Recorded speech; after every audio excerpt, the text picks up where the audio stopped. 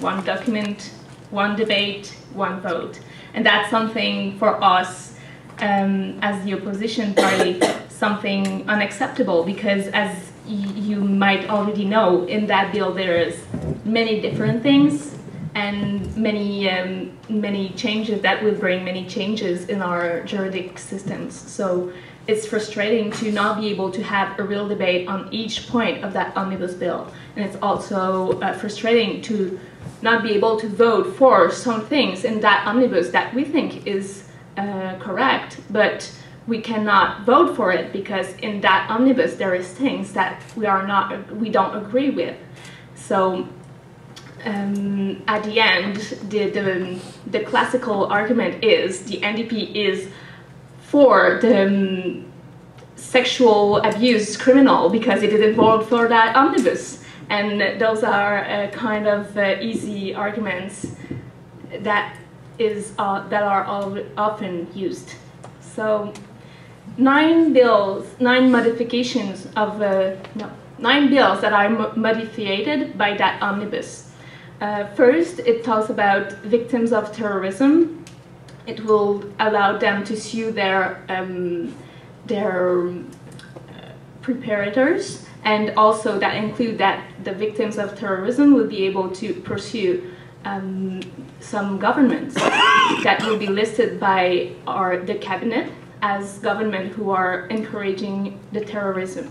And we think that's a bit dangerous because it gives place of conflict between countries and also between one person and a country. So it might be a bit dangerous for someone who decides to sue a country. If I understand the question, which country can we sue with that new omnibus bill, right? Yeah.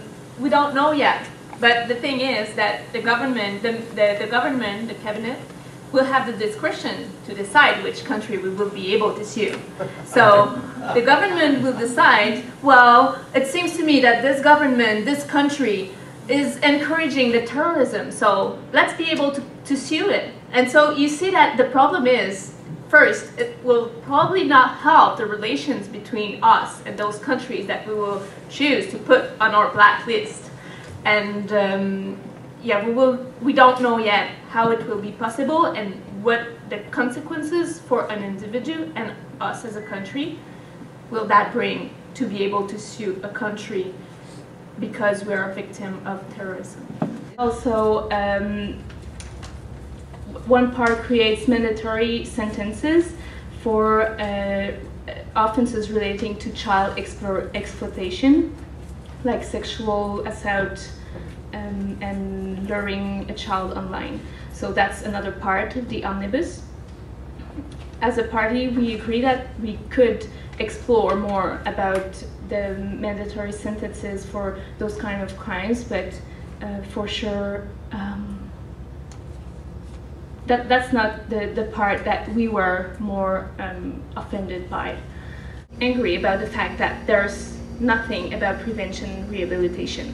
Also, our prisons are already overloaded.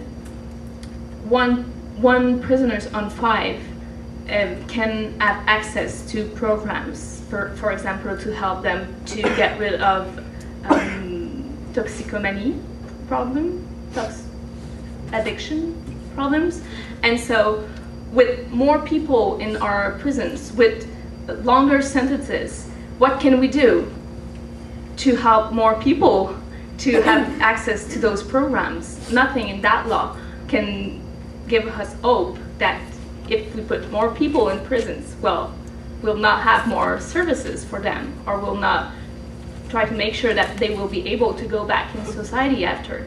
So that shows quite clearly the point of view of our government right now about how to severe on crimes and the priority. It's changed we cannot ask any pardon anymore, we can ask record suspension, and it prohibited some offenders to be allowed to have that record suspension. The government with that omnibus is putting emphasis on punishment and don't talk at all about prevention or rehabilitation. And there is clear studies that say there is no proof that the punishment is a good way to diminish crime. The omnibus will also allow the minister to choose which Canadians will be allowed to come in Canada to serve their sentences. So we're a bit worried about that one. Yes, we have to think about the security and analyze each application for transfer of, but we are always a bit afraid about the absolute discretion of the minister. That's something we're a bit worried about. Another element is it imposes mandatory minimum sentences for the production, possession, and trafficking in certain drugs, including marijuana. So that's something that will change with that law. That omnibus have a very big cost, and mostly the provinces will have to pay for that. So it's a government omnibus that will give a lot of expense, a lot of cost to provinces, and that's a problem too, because no funds are projected for those provinces.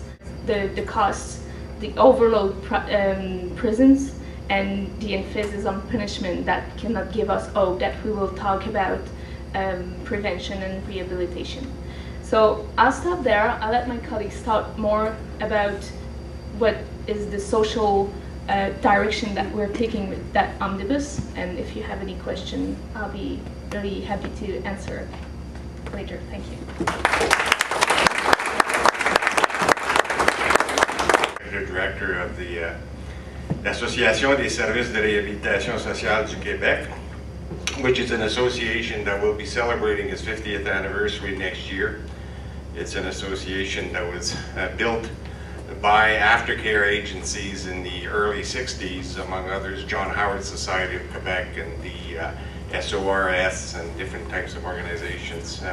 Those have all disappeared, but now we have 60 active members across the province, community-based organizations that are active in the field of crime prevention and rehabilitation and reintegration into society for offenders, adult offenders.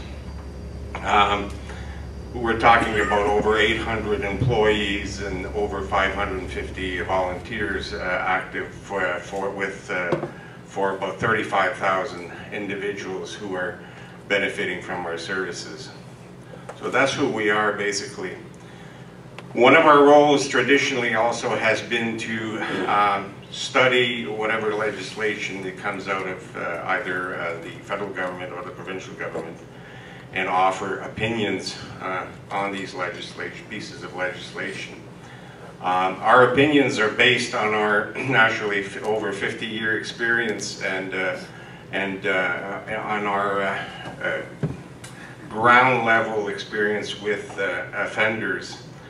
We don't pretend to have the truths, but we do pretend that we know a little bit about how to work with offenders and what are the better ways of working with offenders.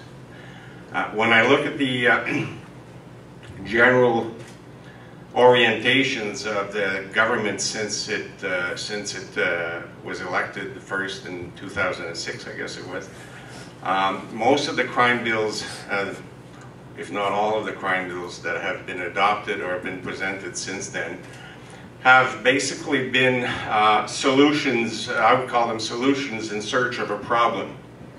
To quote a good friend of mine from Ontario. I say that only because we know for a fact, even though some will dispute it, that the crime rates are going down. They've been going down steadily since 1993, I guess it is. And even violent crime has been going down. Now, in certain areas of Canada,